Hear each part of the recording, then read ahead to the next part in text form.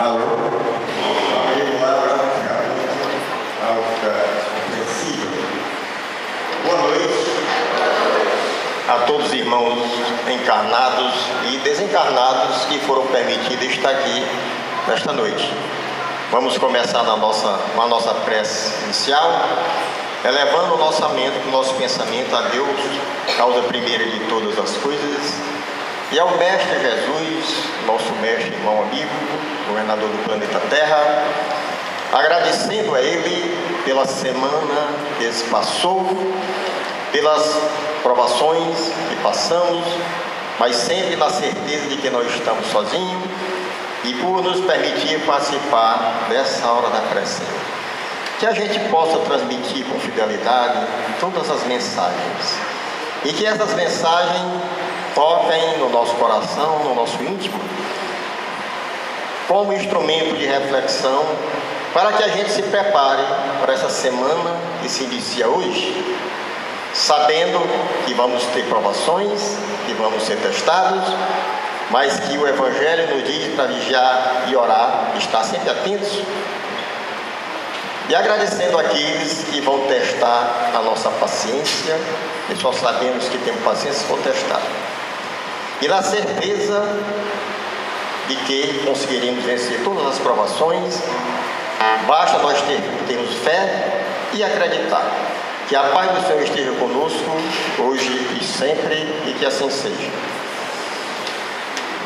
O próximo cântico é Cristo espera por ti, na página 59.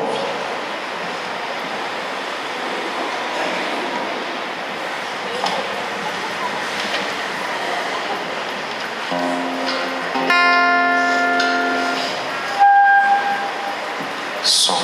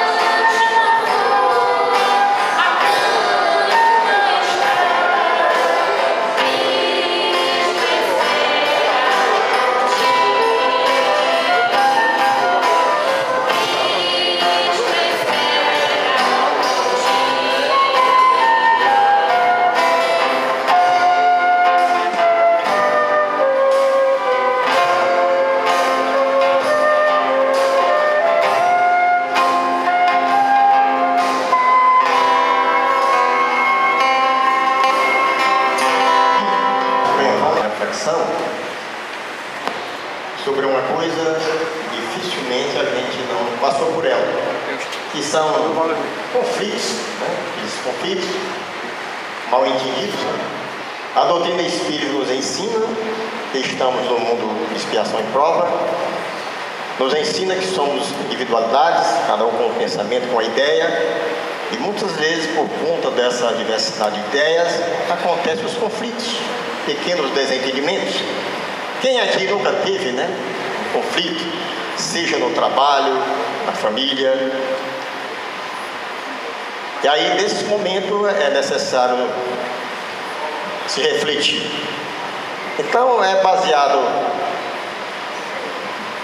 nesta ideia que a história de hoje que nós vamos falar conta que dois irmãos moravam em fazendas vizinhas e eram separadas por um rio. E foram vários anos trocando ideias, dividindo as ferramentas, mas um dia eles tiveram a primeira grande desavença. E isso mudou a relação entre ambos. O que começou num pequeno desentendimento se transformou em semanas e semanas de silêncio, sem se encontrarem, lembrando que eles tinham o hábito de todas as tardes, final do dia, eles andavam magiando o rio, cada qual do seu lado, porque não tinha uma passagem, para se encontrarem, e andavam muito, se encontraram no final do dia, para trocarem ideias, se abraçarem, e chegavam lá cansados, mas muito felizes, porque se amavam por esse encontro. E depois desse conflito, já vários dias sem se encontrarem. Quando é um dia, o irmão mais velho ouviu alguém bater a porta. E quando ele foi atender, era um homem com uma caixa de ferramentas e carpinteiro. E perguntou a ele: o senhor não tem um trabalho que eu possa realizar? Ele disse: na realidade eu tenho um trabalho para você. Aí mostrou, veio aquela casa do outro lado do rio, é o meu vizinho, na realidade é meu irmão. Mas nós entramos em conflito e eu não consigo mais nem olhar para ele. E queria que você construísse uma cerca aqui para a gente se dividir, para eu não vê-lo mais. Pegou o carpinteiro, levou até uma pilha de madeira, onde estavam as madeiras e os pregos, e aqui está o material. Aí o carpinteiro disse: eu entendo a sua situação e vou aceitar o trabalho. Como ele tinha que sair na cidade para resolver algumas coisas, deixou o carpinteiro, recomendou e se foi. E o homem trabalhou incansavelmente durante todo o dia, e entrando até, foi terminar já ao anoitecer. Quando ele terminou, que o fazendeiro chegou, não acreditou no que os seus olhos viam. Não havia nada de cerca. No lugar da cerca, o homem tinha construído uma ponte. E ele, olhando, disse: mas você é muito atrevido. Diante de tudo que eu lhe contei, que eu lhe relatei, e você me faz isso, constrói uma ponte? Mas as surpresas não terminaram aí. Quando ele estava nesse diálogo, que olhou do outro lado da ponte, lá estava o irmão dele, e pegou a ponte, correndo ao encontro dele, de braços abertos. Ele hesitou um pouco, mas veio aquele ímpeto, e ele abriu os braços e correu, e se encontraram os dois e se abraçaram no meio da ponte. Quando eles estavam lá, elas saltaram, tudo aquele tudo. O carpinteiro começou a arrumar suas ferramentas para si. E o mais velho olhou e disse: o senhor não pode ficar mais um pouco conosco? Ele disse: não, seria muito bom, muito gostoso eu ficar, mas eu ainda tenho muitas pontes para construir. Quem seria, né, simbolicamente, este homem que saiu para construir pontes? E aí, a mensagem faz a seguinte pergunta para nós e diz: e você está precisando de um carpinteiro? Ou é capaz de construir sua própria ponte para se aproximar daqueles com os quais rompeu o contato? Pense nisso. As pessoas que estão ao seu lado não estão aí por acaso. A doutrina espírita nos ensina isso. Nada é por acaso. O nosso vizinho, os nossos filhos não estão conosco por acaso. Há uma razão muito especial para elas fazerem parte do seu círculo de relações. Por isso, não busquem isolar-se construindo cercas que separam e infelicitam os seres. Construa pontes e busque caminhar na direção daqueles que, porventura, estejam distanciados de você. Se a ponte da relação está um pouco frágil, ou balançando por causa dos ventos da discórdia, fortaleça com os laços do entendimento e da verdadeira amizade. Agindo assim, você cumprirá suas carências afetivas e encontrará a paz íntima que tanto deseja. Esta é a reflexão da mensagem, que geralmente nós estamos construindo barreiras, pontes, quando Jesus, aquele homem, veio para construir pontes de amizades e de relações. E muitas vezes o resultado da nossa atitude depende das nossas escolhas. Nós podemos escolher pela paz, pelo perdão, pela união ou pelo conflito. Por isso tem uma mensagem aqui que diz: escolhas. Inúmeras situações no mundo resultam das escolhas que fazemos. Haverá momentos em que te sentirás impelido ao revidir. Entretanto, poderás escolher a concórdia. Não faltarão instantes em que o desânimo tentará te envolver. Todavia, poderás optar pela perseverança. É possível ainda que as sombras te convidem para o futuro incerto. Porém, serás livres para seguir a luz. Pense nisso. E da próxima vez em que a vida te colocar em situações difíceis, lembra-te de que a felicidade e a aflição resultarão da escolha que tu fizeres. Então, doutrina, nós temos livre-arbítrio. Podemos escolher a paz, a união, a concórdia ou o conflito. Mas na certeza que Jesus esteve aqui para nos ensinar a construir pontes. Por isso, vamos ver o cântico O Homem, na página 89.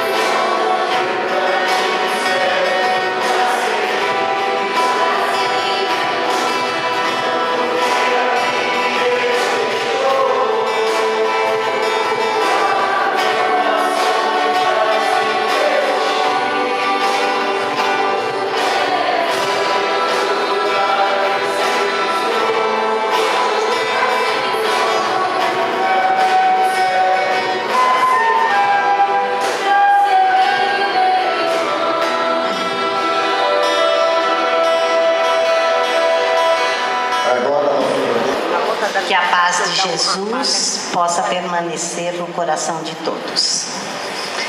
O tema de hoje é uma palavrinha só: êxtase. É a pergunta 439 até a 446 do Livro dos Espíritos. É uma palavra difícil, né? Aí eu peguei e fui até o dicionário para procurar o significado dela. Eu vou dizer o que o dicionário nos diz e nós vamos parar 30 segundinhos e vamos, dentro de nós, buscar algum fato, alguma sensação que combine com o significado da palavra êxtase. Vamos fazer um exercício de reflexão. Êxtase, prazer vivíssimo, gosto e gozo íntimo, causado por uma grande admiração, enlevo, arrebatamento, assombro e encantamento.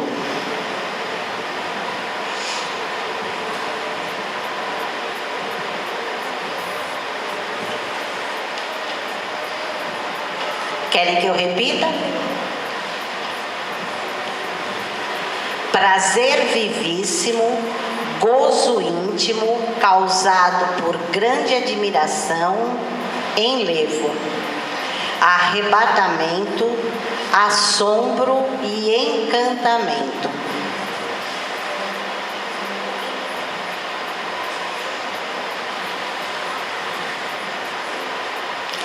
Fique com a ideia dessa palavra dentro de vocês. A gente não vai querer saber o que foi. Mas existem, no sentido espiritual, depois nós retomamos ao sentido material, que o arrebatamento também é um estado de alma absorta na contemplação de Deus e das coisas do mundo sobrenatural, do mundo que transcende a materialidade. Então, existem pessoas encarnadas que têm esse dom de visitar o plano espiritual e ver lá a felicidade que lá existe. Existem pessoas com essa faculdade e que, ao verem o que existe lá e ao retornarem aqui na Terra, veem a sua situação completamente diferente. Lá é o lugar em que eles gostariam de estar. Mas olha como Deus é justo em suas leis. Se Ele quiser voltar mais rapidamente para o plano espiritual, o que vai acontecer? Ele vai ter que deixar de viver neste mundo material. E o que seria isso, se ele abreviasse a vida no plano material? Seria suicídio. Então ele com certeza não iria desfrutar das benesses do plano que ele já visitou e do plano que ele já viu. O que é que ele tem que fazer, esse espírito, para merecer esse plano espiritual mais elevado? Trabalhar, estudar, ajudar as outras pessoas, ajudar no seu progresso, ajudar no progresso dos outros, se reunir em grupos para fazer exatamente o que a nossa primeira música disse: observar a natureza, cuidar da natureza e fazer deste mundo um mundo melhor. Não foi o que nós ouvimos na primeira música? Aliados a quê? Aos ensinamentos de Jesus. porque não veio o Messias aqui no nosso planeta ensinar o amor, ensinar a caridade, ensinar a tolerância, a ensinar que nós devemos nos amar sempre, que nós devemos construir pontes e pontes e pontes que nos ligam às outras pessoas, às coisas dessa terra. Porque o êxtase tem um outro lado. De acordo com a definição do nosso dicionário, a gente pode entrar no estado de êxtase, por exemplo, no nascimento de um filho, na conquista de um título, por exemplo, de mestrado, de doutorado, alguma coisa que a gente conquiste com o nosso suor, com o nosso sacrifício. A gente pode entrar no estado de êxtase vendo uma pessoa que estava com câncer ser curado. Então são muitas coisas que fazem com que a gente tenha essa alegria plena, que a gente possa desfrutar das benesses do mundo espiritual. Isso no mundo encarnado. Porque a vida que a gente vive aqui na Terra tem todos os recursos para que a gente seja feliz. Só que às vezes a gente não enxerga. A gente enxerga numa pedra, uma pedra que está nos atrapalhando. E essa pedra talvez seja o ponto de apoio para a gente fazer uma mudança real na nossa vida. Porque a palavra êxtase também nos remete às drogas. Uma pessoa usuária de droga, ela quer estar no estado de êxtase, e esse estado de êxtase, ele é temporário, ele é passageiro. Por isso que o consumo de droga se torna cada vez mais acentuado, porque ela quer atingir esse estado de diferenciação, esse estado de gozo, de plenitude, mas baseado numa coisa que não é real, uma coisa que vem deteriorando o seu corpo e o seu espírito. Assim acontece também com os amantes. É a mesma situação. O conquistador, logicamente, que ele vai falar para a pessoa que ele pretende conquistar coisas que a pessoa quer ouvir. Então vai massagear o ego, e essa pessoa vai se sentir num estado de êxtase.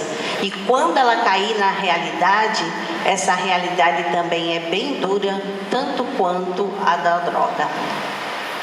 Então nós temos que tomar muito cuidado com esse estado estático.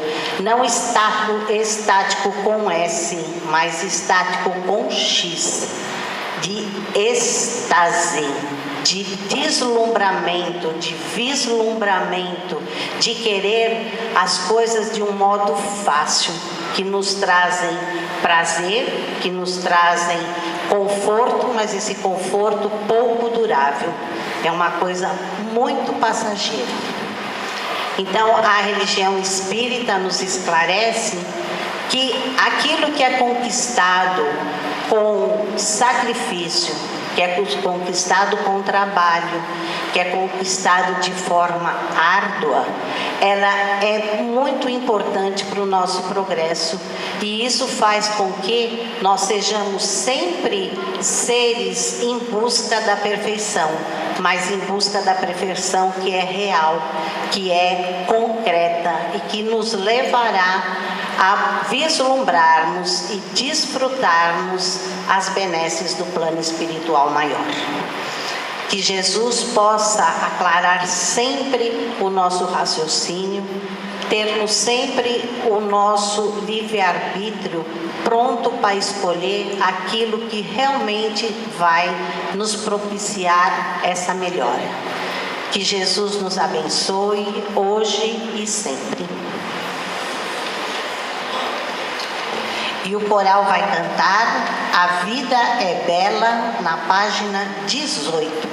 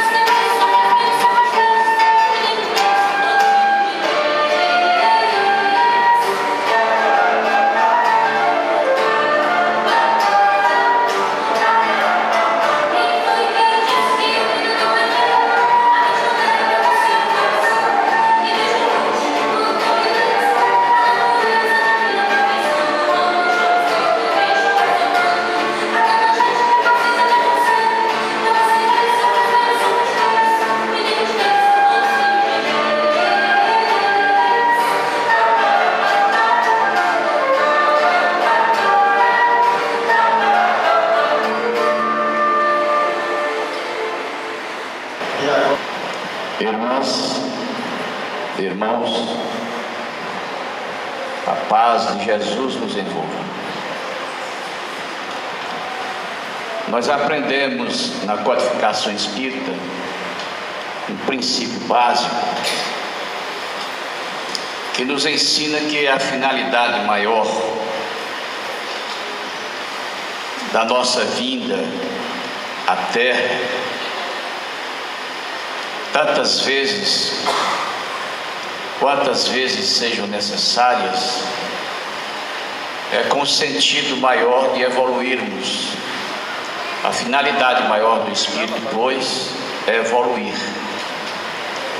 Não podia ser diferente,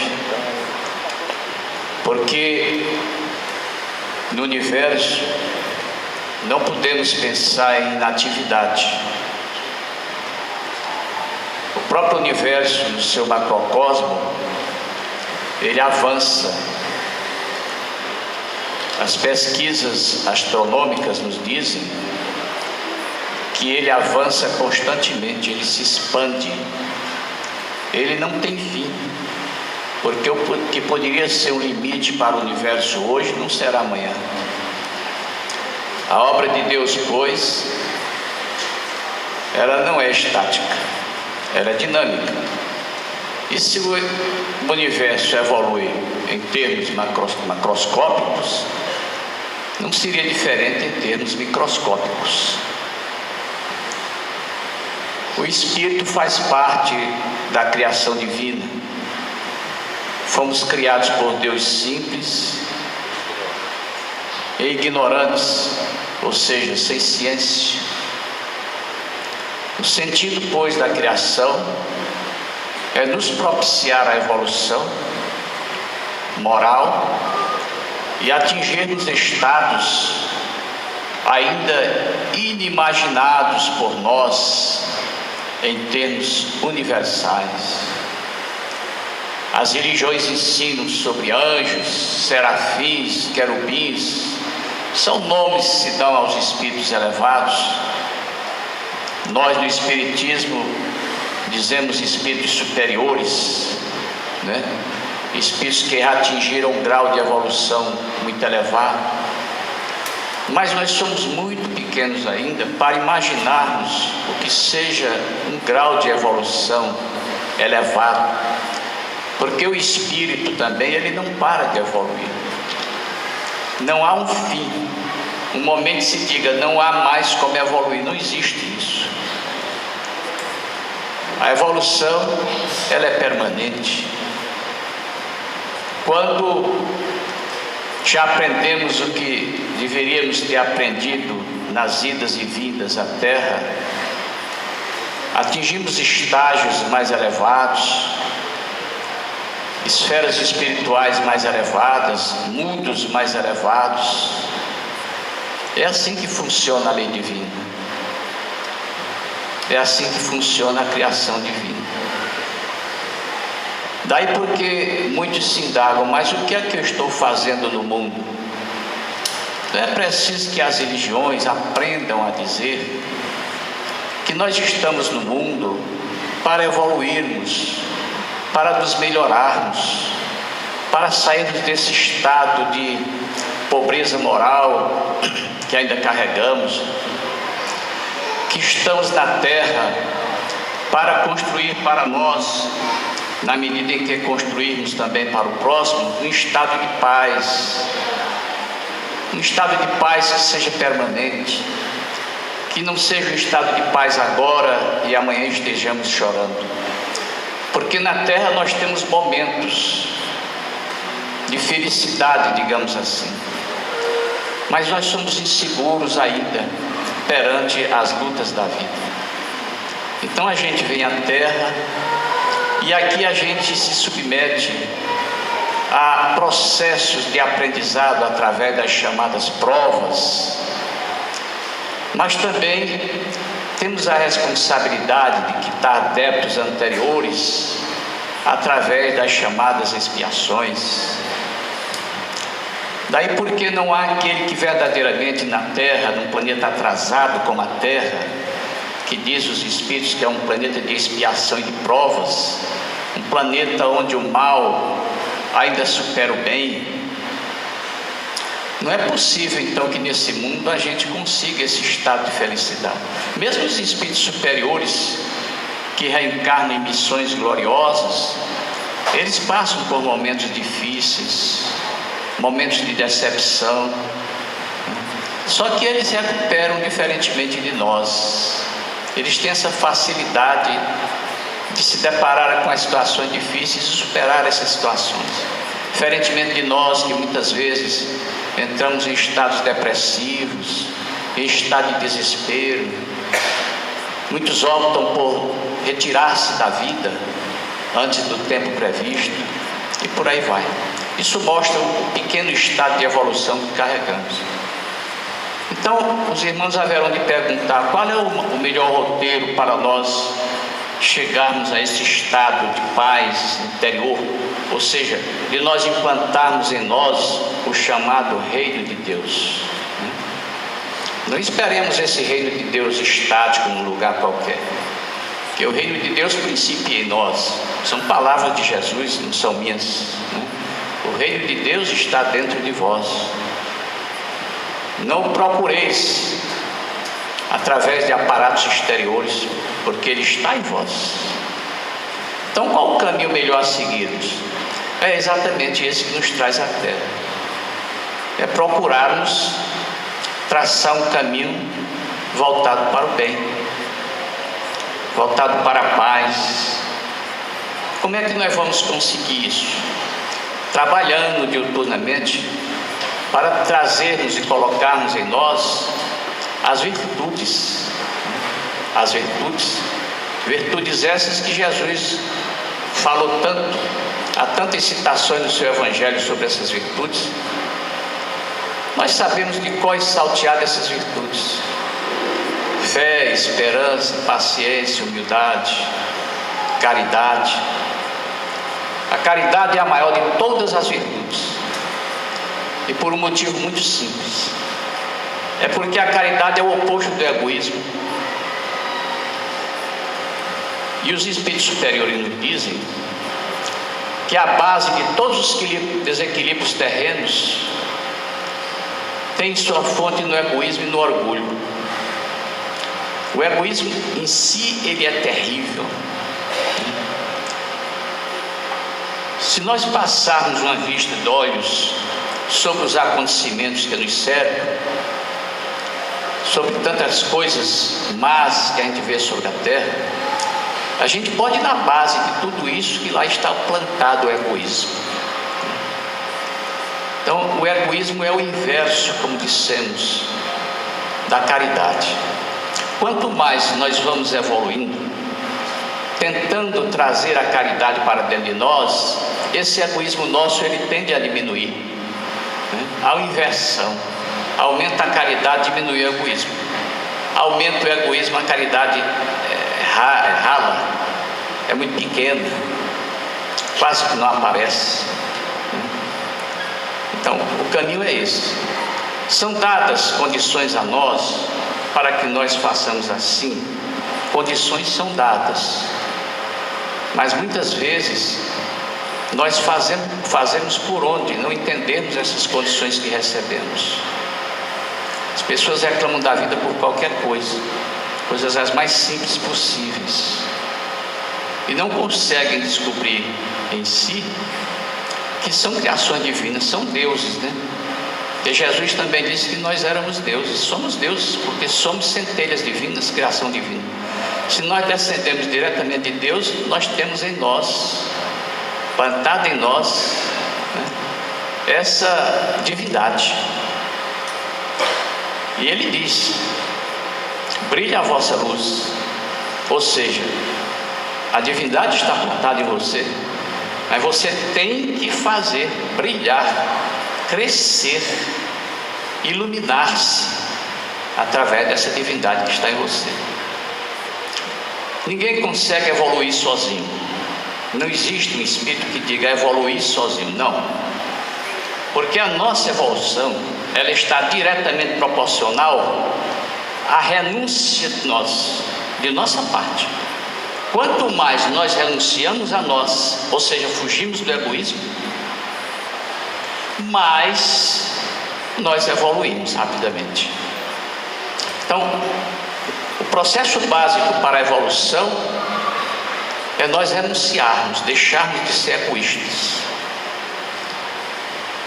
Você pode verificar, quando uma pessoa lhe toma algo, lhe rouba algo, por que ela faz isso? Porque ela é egoísta. Ela quer para ela. Ela quer para ela muitas vezes sem esforço, sem sacrifício. Ela quer para ela. Então isso é um egoísmo. Quando muitas vezes, nas questões passionais, alguém toma a mulher do outro ou o marido da outra, onde está a base dessa discrepância moral? No egoísmo. Cada um se acha proprietário de uma coisa ou outra, e por aí vai. A base é o egoísmo. Por isso que é tão difícil vencer o egoísmo. Quando nós conseguirmos vencer o egoísmo, o mundo será outro, não tenhamos dúvida. Então, estamos na terra para aprendermos a plantar em nós as virtudes. Isso não se faz de existência só, meus irmãos. Não há como. Não há como. Se nós vivêssemos 100 anos uma existência, mesmo assim não avançaríamos praticamente nada. E os que desencarnam com poucos dias de nascido, poucos anos, então não há explicação para a implantação da lei divina entre nós, senão essas nossas idas e vindas. Então a questão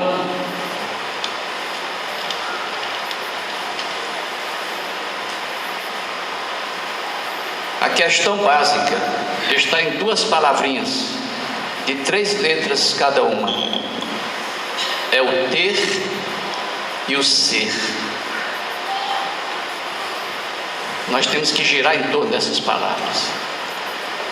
O que é o ter? O ter refere-se a questões materiais. Porque o ter, ele se extingue. Dependendo da situação, do momento, das voltas que a vida dá, o ter, em termos materiais, deixa de existir, se acaba. É um valor puramente material. Por isso é que Jesus dizia, para nós buscarmos aquilo que permanecesse eternamente em nós, e não aquilo que o ladrão rouba, que a traça corrói. Nada disso, porque isso é passageiro.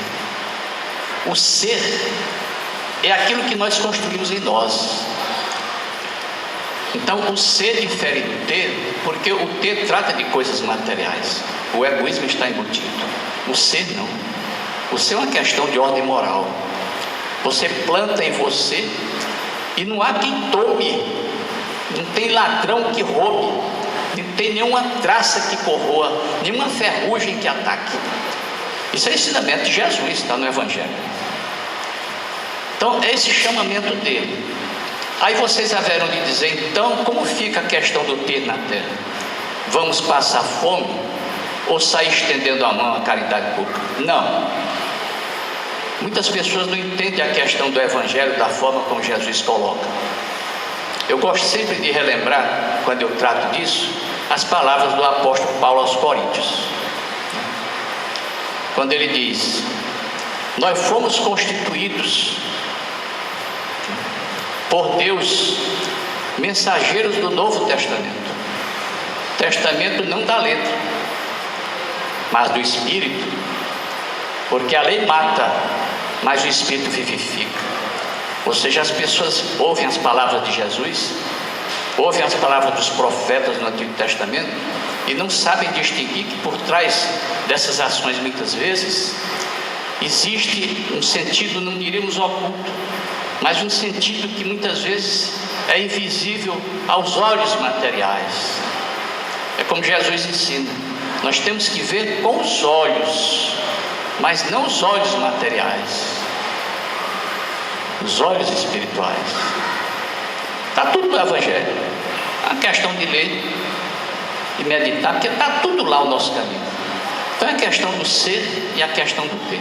Mas então, vamos sair pedindo esmola? Não. Vejam bem como é que a gente trata dessa questão. O ter não significa que você não tenha e não seja. O grande problema do ter é o egoísmo, que pode prendê-lo a ele, ao ter. Quando você tem e não se prende, você tem, mas você é. Você tem o ser dentro de você. O grande problema é que quem tem se prende. Se prende ao ter, né? Mas nós podemos ter a nossa vida, procurar o nosso conforto, não extrapolando limites, mas dentro do que possa ser confortável, que não dependamos dos outros. E cultivar diariamente essa ideia de que nada material é nosso. Nada material é nosso. É hoje, mas amanhã pode não ser. Isso é que nós temos que entender. Então nós sermos, antes de termos, e termos, porque todos nós temos alguma coisa, mas sermos também. De tal maneira que no dia que nós desencarnarmos, nada daquilo de material que construímos deixe saudade em nós. Nenhuma saudade. Sob pena de ficarmos presos à matéria, no plano espiritual e de olhos aqui. No plano espiritual existem departamentos, em colônias espirituais, quase de um modo geral, digamos assim, em que há especialistas só tratando de distúrbios mentais de pessoas que saem da Terra ainda querendo ter, não tem mais, mas querem ter, preocupados com divisão de herança e com o que deixaram aqui na Terra. Os espíritos contam as centenas desses casos. Eles vivem lá, mas não tiram os pés daqui, presos às suas coisas materiais. Então ele tem, ele não é. Se ele tivesse, já fosse, ele não tinha saudade nenhuma do que deixou aqui em termos materiais. Essa é a nossa grande questão. Quando nós nos conduzimos assim, eu volto a dizer, insisto nessa questão, nós começamos a nos libertar do egoísmo. A nossa evolução, meus irmãos, está em nos libertarmos do egoísmo. Então a caridade é nós esquecermos de nós e cuidarmos do próximo. Cuidarmos do nosso corpo, do nosso espírito, mas não esqueçamos que cuidar do espírito implica em nós cuidarmos do próximo. Nós não podemos viver sem visualizar o próximo. Fora da caridade não há salvação. Isso é básico. Não há outro caminho. Repito, egoísmo e caridade estão em planos opostos. E ainda existem dois tipos de caridade, termos básicos: a caridade material e a caridade espiritual. A caridade material é aquela que você faz munido de bens materiais, valores materiais. É a filantropia, a beneficência. É uma caridade bonita, caridade material. Mas o que ocorre na prática é que quase sempre a caridade material, ela não traz o aspecto moral em si. Nem sempre a caridade material é uma caridade moral. Então às vezes a pessoa dá, mas dá para se livrar de quem pede, quer se libertar daquilo. Dá, mas não se toca com a dor de quem estende a mão. Dá, mas reclama que aquela pessoa deveria estar trabalhando, que é vagabunda. E por aí vai. A caridade material às vezes ela é pobre. Ela é muito pobre, porque a pessoa não se toca com o ato de dar, não se toca com o próximo. A caridade moral é diferente. Ela independe de valores materiais.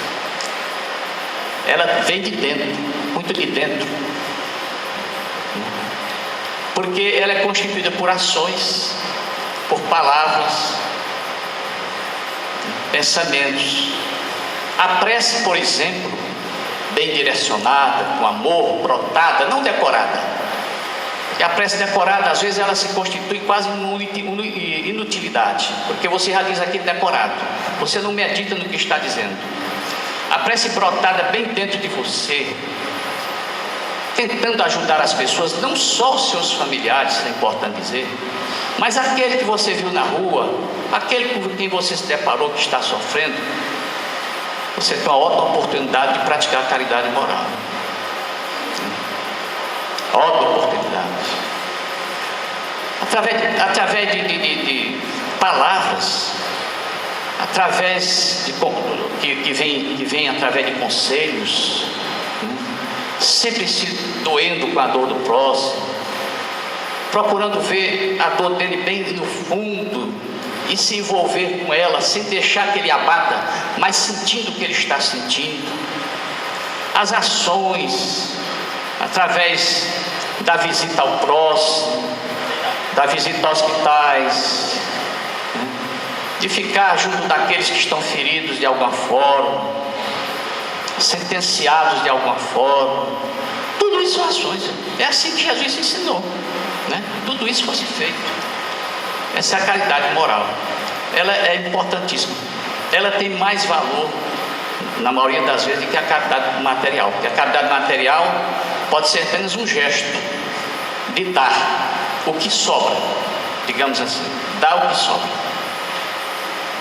É preciso que nós meditemos sobre isso. A nossa finalidade na Terra é essa, é olhar mais o próximo do que a nós. Olhar a nós, porque os Espíritos mandam que nós cuidemos do corpo e do Espírito, mas olharmos muito o próximo. Irmos tirando de nós esse egoísmo, que é o que nos abate e o que nos traz tristezas e decepções na vida. Muita paz para todos. O coral vai cantar a música A Caridade, página 47.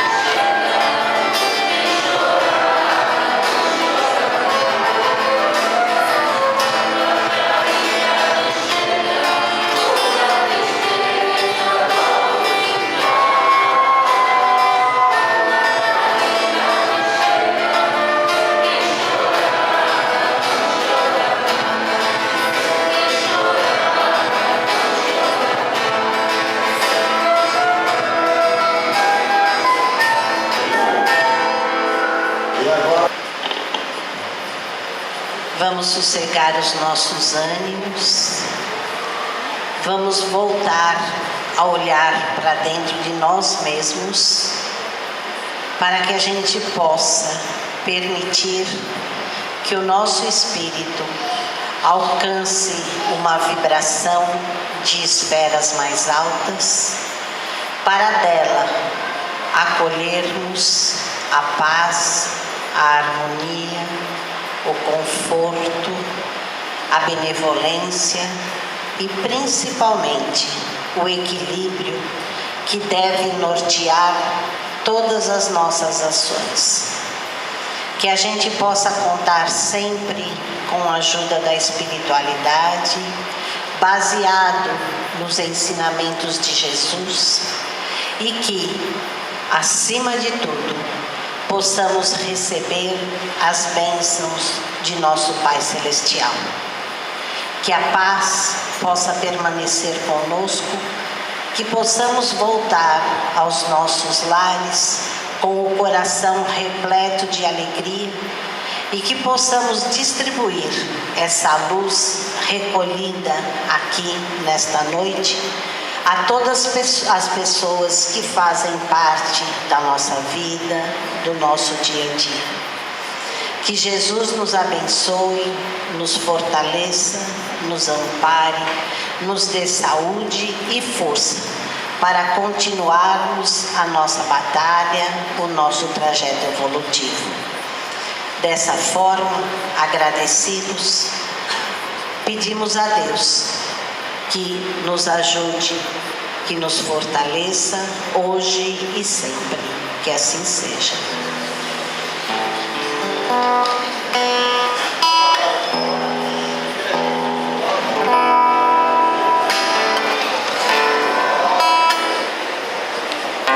Na página 60, Sentir Deus.